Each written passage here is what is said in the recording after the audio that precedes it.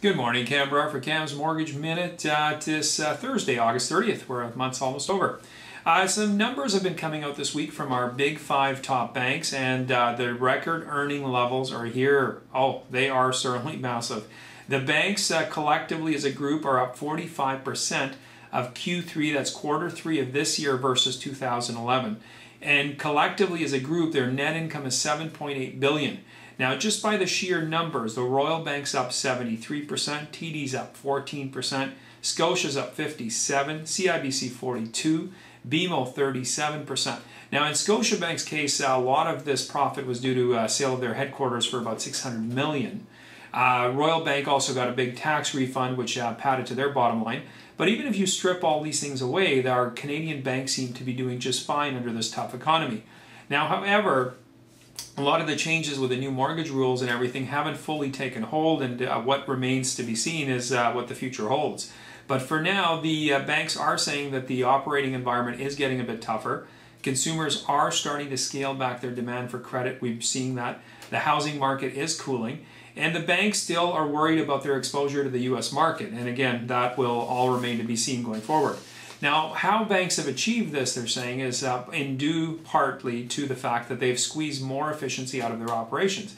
And they won't deny it, they've also had to raise their service fees and their much hated service charges.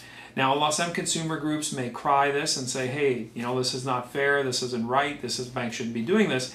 I would tend to say that banks are a business. They're not a benevolent society. They don't run for the sheer goodwill of mankind.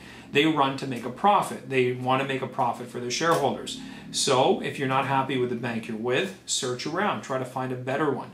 And no doubt nobody wants to be ripped off, and that's where as consumers we got to do our due diligence to make sure we don't get ripped off. Now, banks going forward, according to the analysts, are going to face some headwinds. We've got, again, slower growth, which is up ahead. We've got issues with domestic retail operations with some of the banks. Some of the analysts see Royal and CIBC in this category. And the banks will also face future profits, a lot of pressure from domestic and, of course, global financial challenges. The U.S.'s financial issues aren't over yet. Europe, we've still, we're relatively unscathed by the whole European crisis. So Canada's banks seem to be holding up fairly well. But it's only a matter of time, according to some analysts, before all these things start catching up with us. And of course, there's that housing market that everybody's waiting for the bubble to burst on. And again, they feel that that'll put a lot of pressure on it as well. But in the meantime, Canadian banks are basically saying, hey, thank you very much. We feel we're quite well positioned to handle the headwinds coming forward and the challenges facing the future. Time will tell. I mean, again, my personal opinion is I would rather have healthy banks making money than anemic banks in either Europe or the U.S. struggling. We know that our economy is quite healthy. How long it will sustain this, it's anybody's guess. But the bottom line is, again, as Canadians, as a group, we all thrive when our banking system is working well. And, I hate to say it, but making a profit, because that's the name of the game in the banking world.